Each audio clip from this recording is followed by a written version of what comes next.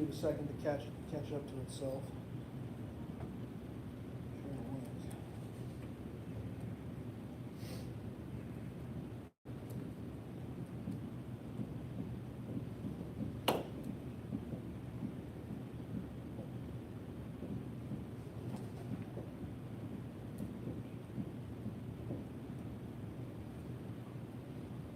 Give Herb and Jason a couple minutes to get here, and then we'll get started.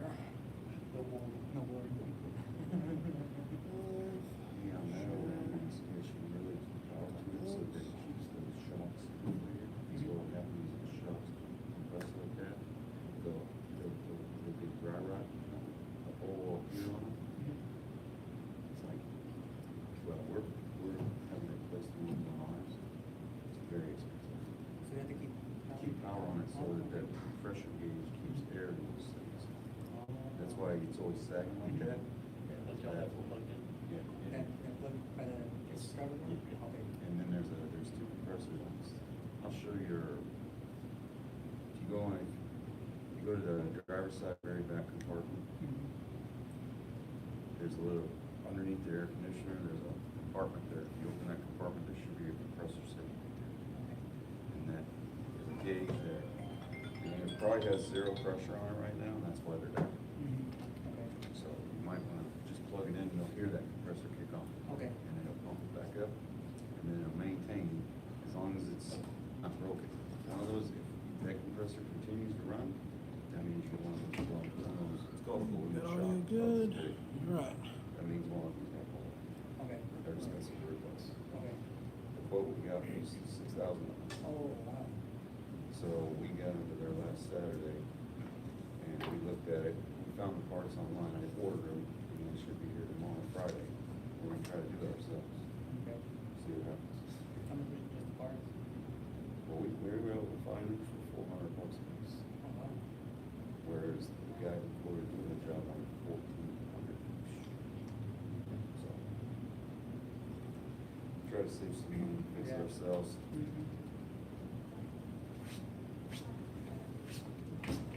All right. Get the show on the road real quick. It is 4:02 p.m. This meeting is called to order. It is the November meeting of the Maritime Safety Committee here in the city of Nassau Bay. November 19th, 2025, at 4 p.m. City of Nassau Bay, Texas, 1800 Space Park Drive, Suite 200, in Council Chambers, Nassau Bay, Texas, 77058. That's the call to order. Roll call. Jim Stoa. Jeff Horton. And his name?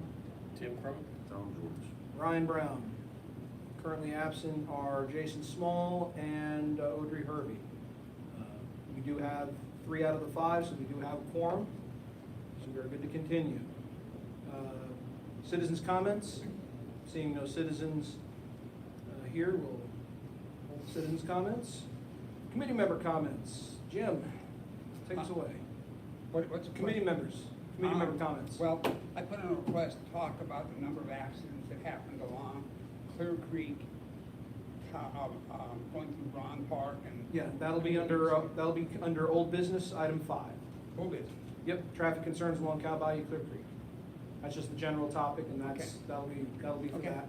Okay, that's what I want to talk about. Okay, and you had your paddle event, right? I did? How was it?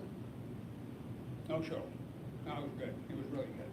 We had, probably, I'm guessing 50 veterans from Camp Hope. First year we had 4. They were testing the water, see if we could pull it off. This year we had 50, plus other people. And so it turned out to be fantastic. Weather was perfect. Started off Val Harbor sunrise, and the sheriff department was very helpful, and so was Nassau Bay Police. But I'll tell you a story about the sheriff's department. So I got you know, we paddled from Bal Harbor all the way around, and getting these gals corralled. Well, once these guys put them on kayaks, they were gone. They were off to the races. You couldn't tell them anything. Hold back. No, they were gone. So the sheriff's department was out there in a boat, and you guys were out there, and a lot of private boaters were out there.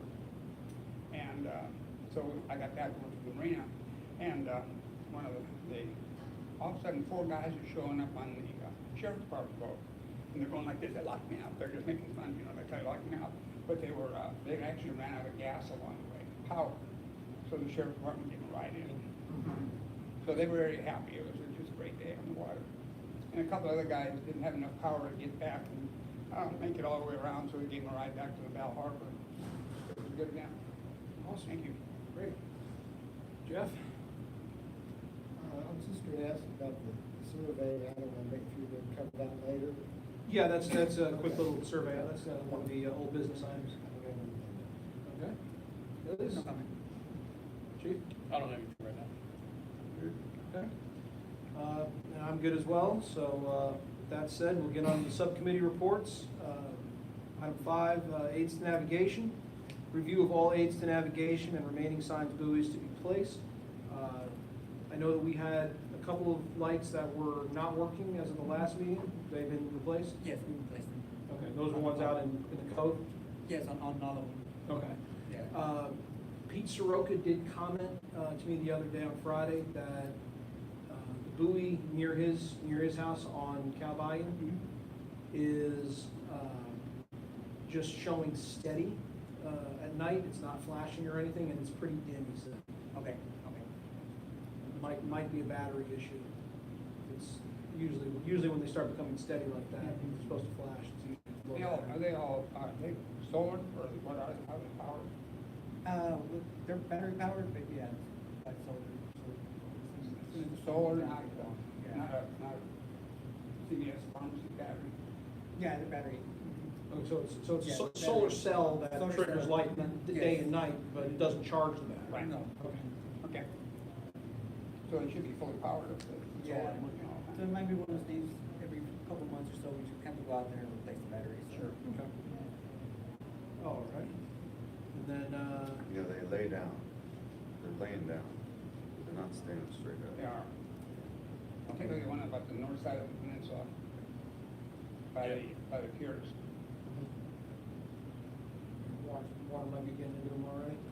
I don't know what it is, but yeah, they never really have fully stood. They have not. Yeah, they're just down. Yeah. There's that one that they're talking about, there's another one farther in, it's like that's, I think the one abreast of Davon on Calbayou, that one I see laid over frequently. Sometimes I'll see it sticking up if there's a good current, but usually I'll see it Okay. laying down. Ready? Okay. That answers that one real quick. Old business. Consideration possible action approving the minutes of October 8th, 2025. I emailed you all the minutes. Were there any objections, changes, or anything? All right. Well, since there's only 2 of you, I'm gonna need one of y'all to move and one to second on everything. A motion? All right. Approve minutes. There's 3 of us, you're one of them. Well, I can't motion, as chair, I can't motion Oh, or okay. second. Okay. I can only. I got you. I gotta follow these rules better. Okay, so we've got a motion to accept the minutes by Jeff. Good. Jim seconds. In favor? Opposed? All right, 3-0, it passes. Survey, member update and discussion on the survey. Survey went out with the Compass Rose. It's gone out with the water bill. The city has put out social media postings on it. And that started at the beginning of November, and it should run 6 weeks. And at that point, then we'll turn the survey off, and we'll gather the data and figure out what it all means. Okay, so I'm gonna ask some questions about the survey. So, I don't, to my knowledge, I did not get a copy of that survey before it was sent out. Did you send it to all the members? Yes, so it was in the meeting packet for last meeting. We did add 2 questions at the end, after the survey was initially published. I need to be clear. When it was developed, who developed it? Perfect. Well, we did, and then Herb, Who was we? I didn't see it. the committee did. I didn't see it. It was sent out through the. I didn't see it. I think I recall seeing it. Yeah. What I'd like to do is get clearer communication. So if you have something like that so important and want members' input, then verify from us that you received it. You know, the funny thing is, I just got done news battle with you. I know you guys go through this all the time in the PDS department. But there are 5 different ways to communicate with people. Eye to eye, email, text, messenger, and, you know, so many things. And all of a sudden, people don't, you know, if people got the message or not. This was emailed, and we went over it in the last meeting. We actually went line by line at the last meeting. Yeah, we discussed the questions in here, Okay. and actually changed some of them up and clarified some of them. Yep, and then we did wind up, based on an event that happened, what now, 3 weeks ago now, and at council's direction, we added 2 more questions, and it was just informational, people were aware of the abandoned boat ordinance, and whatnot, and who to contact if you do see an abandoned boat. We're gonna take that information, so we added 2 base questions, to all of it. But again, that was kind of at the mayor and council's recommendation, especially given what had just happened. And we'll kind of go over, that's going to be under new business. There was an incident with 4 boats being abandoned, or attempted to be abandoned in our code. But anyways, the survey is out, it's active. We're going to try to give an additional push. Every few weeks, city will probably remind everyone. And again, it's going to go out with the December water bill as well. There's a QR code and a link. If you can't do the QR code, you can just click the link or type in the link if you don't like to do QRs. And then so we'll gather all the information, and then probably January or so we'll start parsing through the data and figure out, okay, what do we need to do with, how is this data going to direct us with informing the public and informing council of what the wants and needs are. So I may have just missed it, but I don't understand it. But I've been so dang busy with this other events going on, it's like, my head's been spinning. I mean, you contributed to it, and I just don't recall. no worries. So anyways, that was just an update and discussion. Old business number 3, member update and discussion to provide recommendations to the city manager for small boat launch and docks and Upper Bay Drive Boardwalk. I saw you guys put in the non-thing. Yes. Looks great, really perfectly spaced. Yeah, when y'all, I mean, I just saw it the other day, but. Yeah, it was last week. Okay, so you guys just put it in anyways. About 3 weeks ago, I used it. Yeah. Wasn't down yet, so- Yeah, it was last week. Yeah, no, it's good. I actually walked up and down it a couple of times, really get a good feel for it. It provides excellent traction. And again, it's right along that one side that we wanted, is the right side as you're walking down. Have you had a chance to look at railing on that side? No, that's next, that's Okay. on this, so. Yeah. Yeah, hopefully by the next meeting, we'll have something. Okay, or at least have a plan for railing. Again, Just a small comment on that, there's not a cleat on the edge of the dock there, so if you have a rope, it's not a big deal. It would be nice to have a cleat, Okay. 1 or 2. Yes. yeah, someplace in that lake you can at least tie it Step up. away or doesn't drift off. Yeah, yeah. A little bit of a breeze, and you go to step in, and Wile E. Coyote into it. Pretty easy, instead of high, what kind of degree is that at? It's steep, isn't it? Steep. Yeah, it's pretty It's steep. gotta be at least 35, maybe 40 degrees, so. down. It's a good, that's what we should have done that day, is we should have put put an inclometer or something on it. Should have downloaded the level app and put it on the phone and just set it on there, we can see. So we put the paddling in together, we offered up 3 different locations people to launch from. Which would be, David Ron Park, and Upper Bay Road, and Val Harbor. And so unfortunately, the gals that launched from Upper Bay Road, their timing was terrible.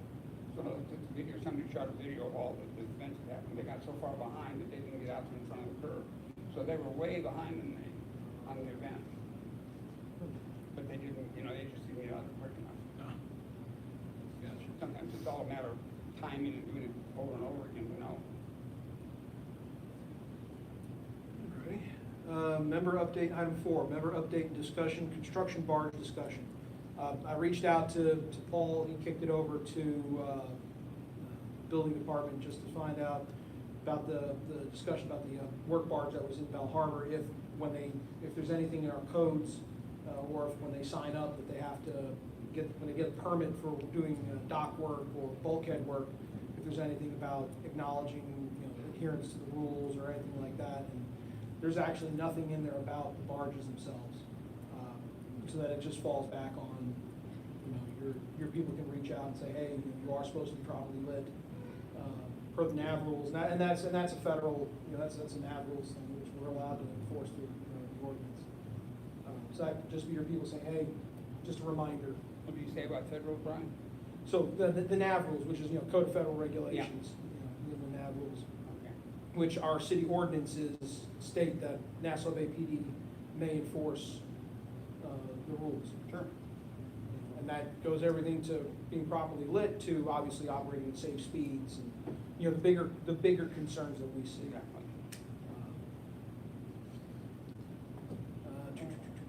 Okay, now we're getting to yours there, Jim. Member update and discussion, traffic concerns along Cal Bayou, Clear Creek. That would be, the hairpin turn and all that. Line bands. Yeah, the line band. That's official name for it. Yeah. So it's kind of funny, when I do these paddle events, I always reach out to the local authorities on the water and usually talk to them, meet with them in person if I can. Of course, the Coast Guard was not there this year, but did talk to them in advance. They're always very helpful. And so the thing I've been doing research on is about all the accidents that happen that are not talked about along that waterway. And there's a ton of them. In fact, I found out that artificial intelligence really can give you a better background than going from trying to go through individual reports and looking at the Parks and Wildlife Coast Guard report. So in this year, a boat ended up inside David Braun Park, 28-footer, and then 3 years ago, Leak City, a 23-foot boat ended up in the Leak City Nature Center, which wraps around next to Braun Park. And that the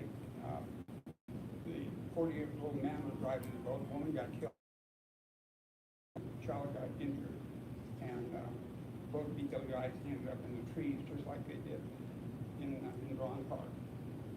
So, and also a lot of accidents happen on Friendly too, so it's a dangerous area. As we go through and start looking at, I don't know when Big City's opening theirs up, their new launch, but they're going.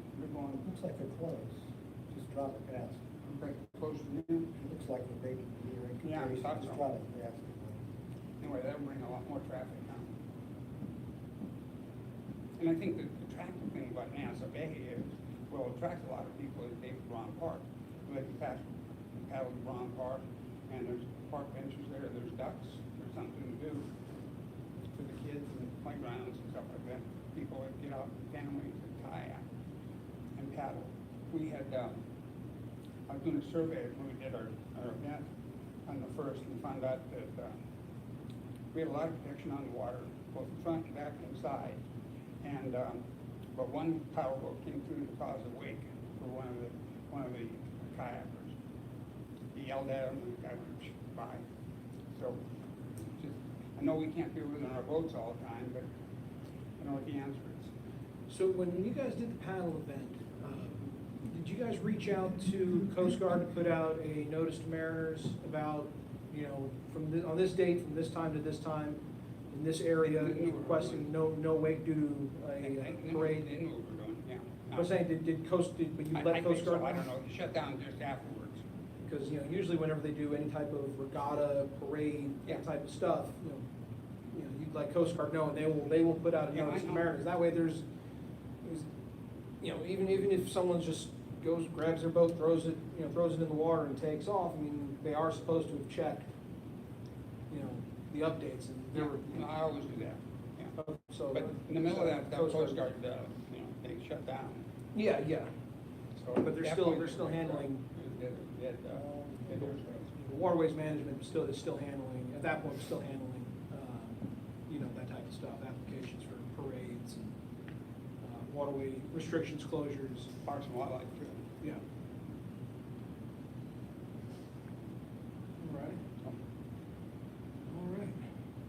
appreciate the update there. Now for the big one that's kind of occupied the local news. Number 7, new business. 1, consideration of possible action. Review of incident regarding 4 abandoned sailboats and review of proposed changes to city ordinances by council regarding abandoned vessels. The second page that's out here where it says ordinance number 2025-1112-1. This is the proposed change to the ordinance. That council's already had 1 meeting and discussed. We have an opportunity to kind of review it, see if they've maybe missed anything, and then we can kick it up to them, and then they can, add it in, and then either have to redo a first reading or proceed onwards. Council has to do 2 readings, and then it'll be voted on and codified. The first one, where it says the section of ordinance number 02020-793. You'll see it towards the bottom of the page. It has the same words again. And that one, so the first one is the old ordinance. And the one at the bottom of the page leading around to the back of the page is the proposed change to the ordinance, which for the most part clarifies a couple of things. Vessel being unmanned and left secured to an anchor point not located in a private slip or private dock for more than 48 hours. So that would then constitute an abandoned boat. So if it's left at the city docks that they just acquired from the HOA for more than 48 hours, if it's left anchored, unattended for more than 48 hours out in the cove or in any of the waters that are under the jurisdiction of Nassau Bay, then it would then qualify as an abandoned vessel. And Chief can go more into the details on the actual incident. These people did a phenomenal job that night. Well, first of all, big misconception is those were not abandoned boats. The owner was on the boats that night. So the boat has, the one big boat has moved throughout the city over since the beginning of October. 3 different locations. I personally was working on it, tracking it. Thought we had identified the owners over in Seabrook, but we didn't have good addresses and phone numbers to reach out to them yet. When it moved off of the bulkhead from Bayfront Towers and back out into the middle of the lake, it wasn't our issue anymore, so we didn't continue with the investigation. And then it showed up over at the, bulkheads outside of the marina here. But we weren't advised about it until after it was gone. And that's when it showed up in the cove. And then that night, 3 more boats showed up, the same owner. We had already identified the owners, hadn't made contact with him yet. But we did talk to him that night about 12:30 in the morning through his wife. He was on the boats. He was working to get them moved. Not going to go into all the details. He had some stories about why they were out there and they were going to be temporarily there. Obviously, the next morning, or that night, we had the front moving through. So I met with him the next morning at his house, informed him about the city ordinance. They needed to be moved. He got one of them moved. That was Wednesday night, but he couldn't get the other ones moved because of the low tide. Obviously, Thursday, at least 2 of them were literally on their sides. They were beached because the tide's up. So there was nothing that anybody could do. I mean, we couldn't even force them to move those. Even, not that the city had a right to take control of it, but we wouldn't even be able to bring anybody in. Physically, you wouldn't be able to get them out. Yeah. So there was nothing to do on Thursday. Friday morning, reached out to him. His high tide was at 8 o'clock that morning. Without any response from him, then one of them pulled anchor, and one of the residents nearby grabbed that boat as it was coming over their bulkhead, and they tied it off. So made contact with him at his home. He was filed on through our city ordinance that we had for neglected and derelict boats, and they were moved by that evening. So that's it. Sounds like the initial intent was not to abandon them, but. No, So he's saying? Yeah, no, I don't, I mean, there's no intent, he's moved the boat from place to place to place, but he's not abandoning it. You know, the other three, for whatever reason, they're all four of them belong to the same owner. So, but a lot of times what they do, and I've seen this with the Dead Boat Society, these people think they own the boat, and they have no titles for it, or no registration. Yeah, that's And part of the problem. It's gone, so. But this, we were able to track it down, and he owns the boats, I mean, there's no Okay. doubt about it. Talk to him, but I don't see any, there's no evidence that he's trying to abandon this boat, he doesn't have any place to put it, he can't put it on a trailer because of the size. And just frankly, he doesn't have the money to get it moved out of the water, he doesn't have the money to moor it anywhere, so it's just, out there in no man's land right now. So he's basically just going from municipality to municipality, staying X amount of time. I don't know where it was before it was here, but Out on the lake. yeah, I think Yeah. that's the one that y'all marked We've been out there 4 times. during the summer, You know, kind of been late, right? So it's- Yeah. so Does he live in Seabrook? he lives in Nassau Bay. The original owner, I thought that I had tracked it to, because I've tracked this all the way back to Palacios, like 3 or 4 years ago. And the most recent, who I thought was the owners, that I had tracked it to before, at the beginning of October, was a gentleman and a woman, and we had information that they were in Seabrook. Seabrook Police Department had dealt with them, but we didn't have any good address or phone number to make contact with them, and there were some other avenues I was gonna work on. That week, Monday of that week in October, the boat got moved out of Nassau Bay's jurisdiction, so it was kind of a moot point, and then it showed up again several weeks later here, so. Now it's sitting down by the wharf, out of our jurisdiction, so. Mhm. Yeah, it's out there, so, but he's been filed on in city court for the offense, and, Good. we'll see where that goes. And then, so one of the things is, if I remember correctly, the penalties are, I think the way the change to everything, the penalty, any person violating the terms of this section shall be deemed guilty of misdemeanor, and upon conviction shall be fined a sum not to exceed the maximum allowable by law. That's 2,000 is the maximum allowable by. It's, so that's gonna have to be determined.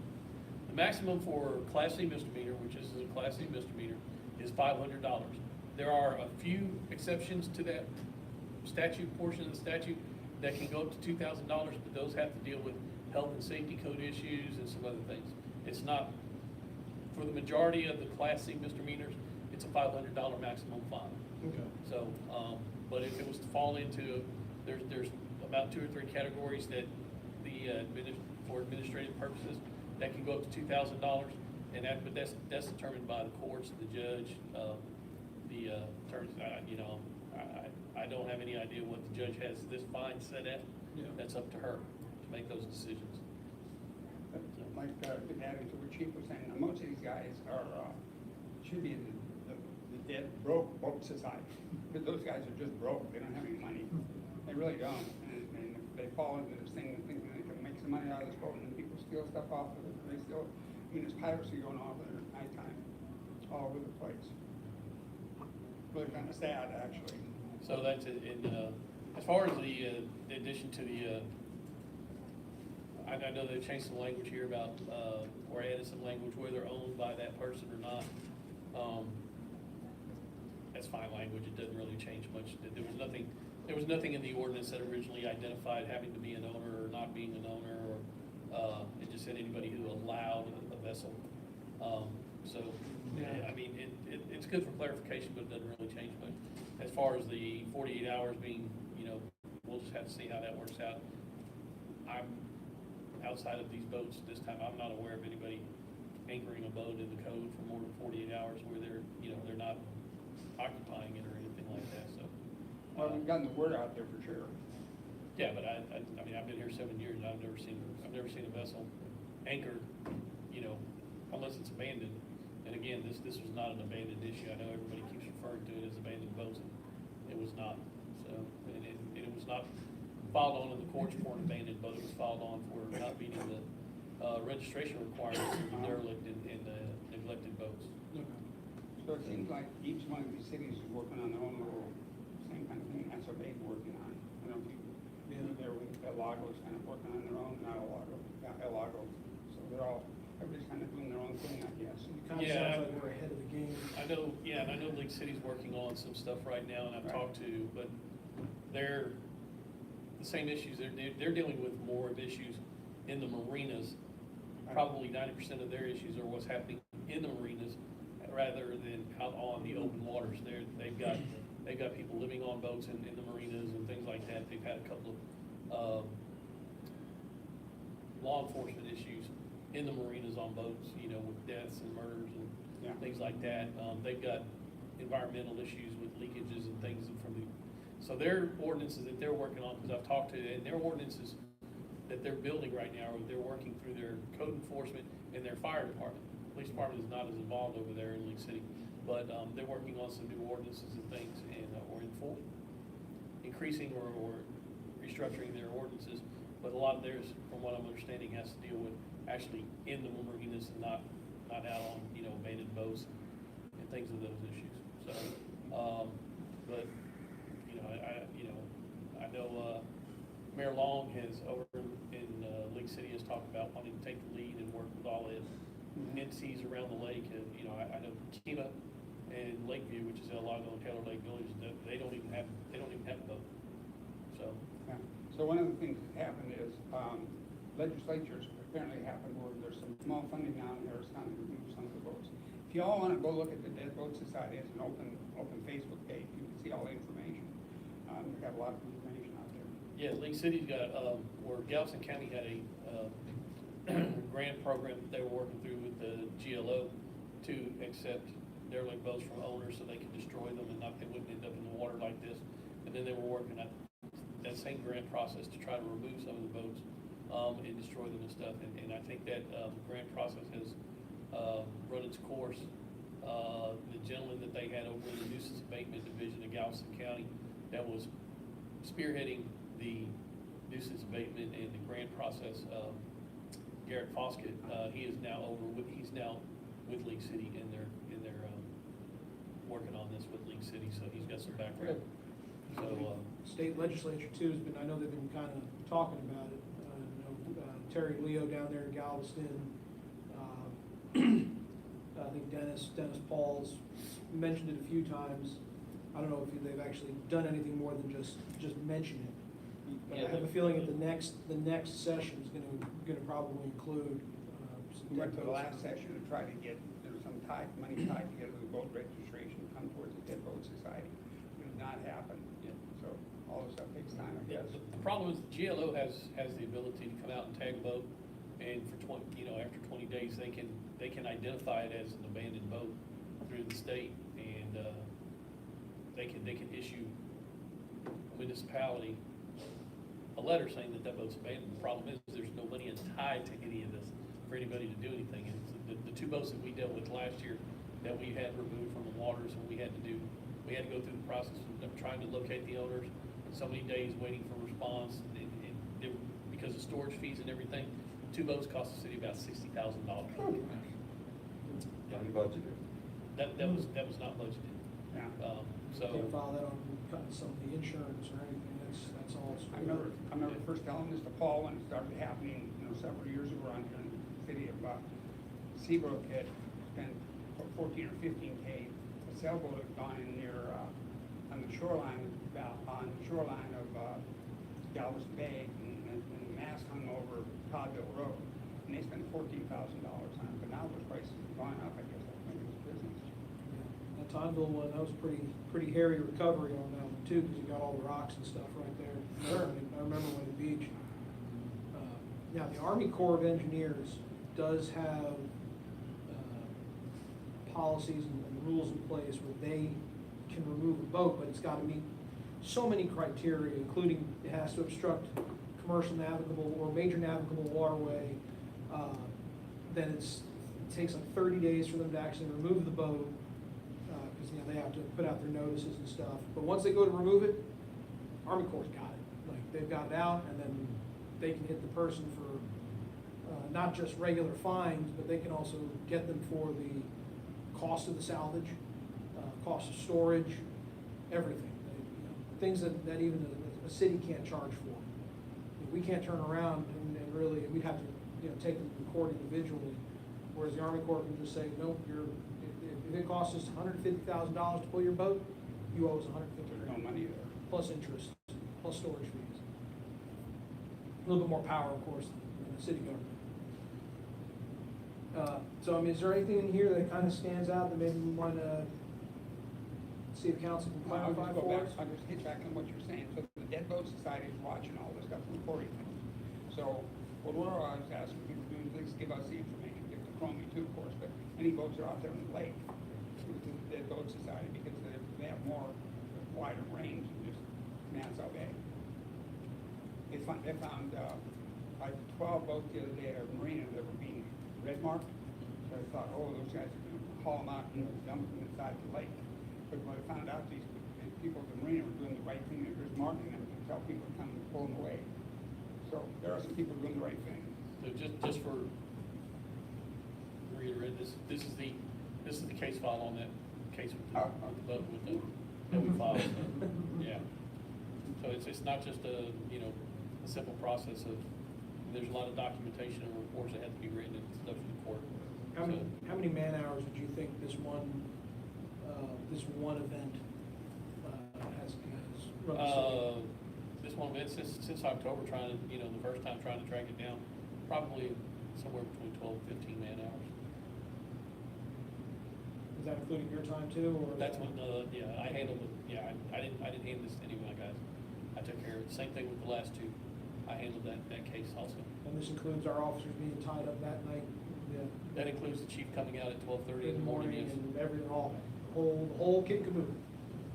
So we were doing the paddle event the other day. Those people that Chief Chromie were talking about cleaning up they fell in the waterway by the launch pad. And they came up to me and told me a sad story. And I've heard that sad story before, I know what it's about. But they really do think they're investing in something good. And they're not. That's the problem. Unfortunately, a boat is just a hole in the water you throw money into. What's it said, the happiest day of a man's life, and the second happiest day is the day he buys the boat, the second happiest day is the day he sells the thing. Just out of curiosity, Chief, do we know where this individual took the other boats, the other 3 boats? We do not. Business. And as long as I don't see him in Nassau Bay. I don't care. If you see them in Nassau Bay, as long as they're operated properly. Yeah. He had a story about where they were supposed to be going to another shop somewhere in another city that he had. I don't see them in the water anywhere, so maybe there's some truth to that. I will say this, the gentleman, the night or the morning I went and talked to him at his house, he asked my phone number so he could keep in contact with me, let me know what was going on. He did message me that night. I was already at home, and he messaged me that evening, let me know he got one of the boats moved, but the other ones weren't able to be moved.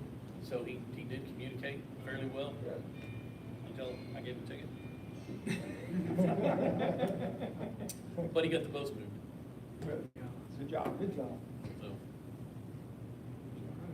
Yeah, so I mean, if there's any recommendations that we can make to council, if there's anything you all feel they may have missed with the ordinance, I kind of threw at them a couple of suggestions about specifically marking, specifically mentioning anchoring or tying off to trees or tying off to other things, and they're considering all that to be under the verbiage that's already here. So.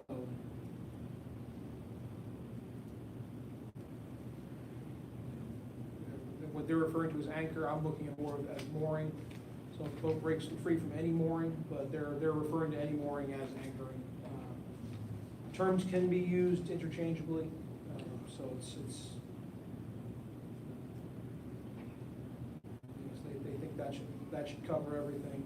And again, and that's already covered in the previous language and from the previous ordinance. correct.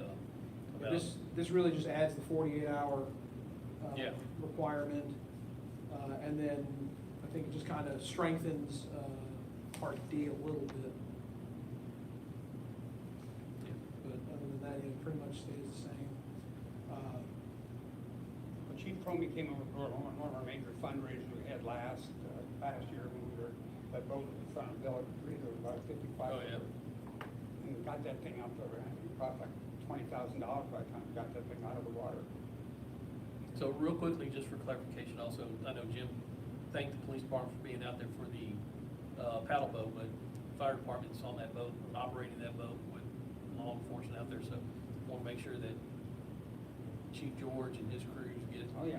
recognition for being out there operating the boat, carrying my people on the boat, but they're operating it, so.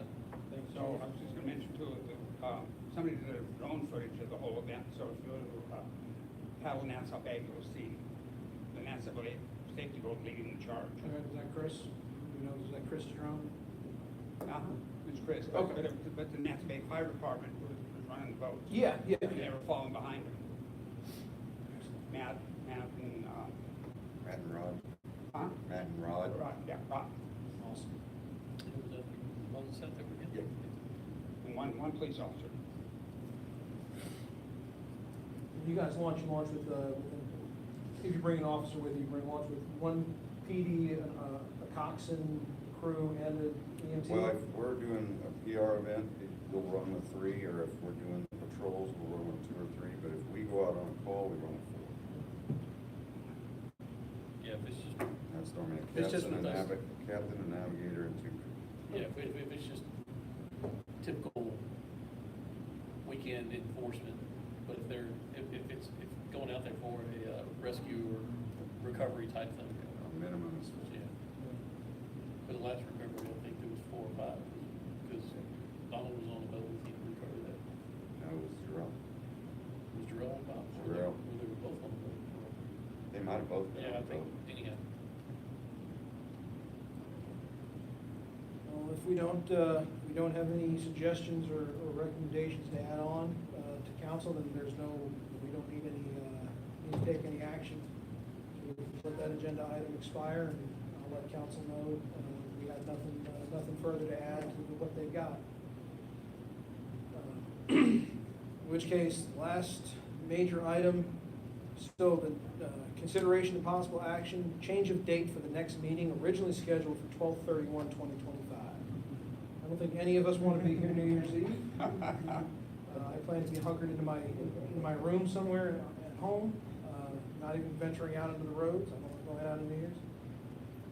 But when we have it's set up right now, we have it every 6 weeks, is that? Every 6 weeks, yeah. That's basically, you guys are gracious enough to accommodate my life of 6-week cycles, of 4 weeks on the boat, 2 weeks home. You know, Make sure you send us the thank you card over Christmas. I will try. I know I'm an ex officio member, I don't really make decisions, can I make a suggestion? Please. That you push the next meeting over to the beginning of next year in January? That's what I was I mean, thinking. the city staff's pretty tied up with holiday functions and stuff, so if I'll just make that Perfect. suggestion on behalf of the staff and let you guys make a motion. So we put it at, How about the second Thursday? so I go back on the 8th. I go back to work on the 8th of January. So 5th, 6th, 7th, I'm free any of those days. 7th would be Wednesday. Yes. I think we've done Wednesday meetings often. We've kind of split it between Wednesdays and Thursdays. I think we had a Tuesday in there at one point. Let's stay consistent, whatever we do. Okay, so you just want to bump it a week to January 7th? Yeah, that's fine. I just like consistency, so I would kind of remember on this day of the week. How's your, since we should have the survey results back, I think that one might wind up being slightly longer meetings. We're going to be kind of talking things over. We want to maybe start an hour earlier if the staff's time accommodates for it, if your schedule accommodates for it. That way we're not tying them up through dinner too badly. Works for me. When I looked over the survey, I didn't see there was a cutoff date for it when it ends. Is So it posted we're- on there? I don't think the city actually posted a cutoff date. We're going to run it for 6 weeks, so we'll run it to about December 15th. give or I think take. there should be a postmark on there when it has to be completed. Yeah, when the People city have to puts buy. out their next announcement, we'll make sure that they put out, it'll end on such date. I'd say, And does that go through Sherry? yes. And that gives us, like I said, that'll give us 6-ish weeks to submissions. I don't know how many people have submitted yet. So far, I checked right before I walked in, so far 85, Wow. 85 responses. Wow, that's fantastic. Do we know if there's been a lot of people selecting out of town or not, or you just know the number? I just know the number, yeah, I Okay. didn't get into the. Okay, that's, I'm curious. That's gonna be interesting to see how many non-residents versus residents. You know, if you take a look though at Nassau Bay, there's a lot of people come to Nassau Bay that aren't residents. Yeah. I mean, a lot. Yep. Particularly going to Lake City and up and down. So we will need a motion to change the date and time to January 7th, 2026 at 3 p.m. Wednesday. Yeah, Wednesday. Okay, so Jim moves. Motion? Okay, I second. All right, in favor? Aye. All right, carries 3-0. Last but not least, you two gentlemen, I need a motion to adjourn. Let's go home. Second. All right, and we're done. And you guys. All right, good. Thank you, Roy. Quick, productive meeting. Thank you, guys. Stop this.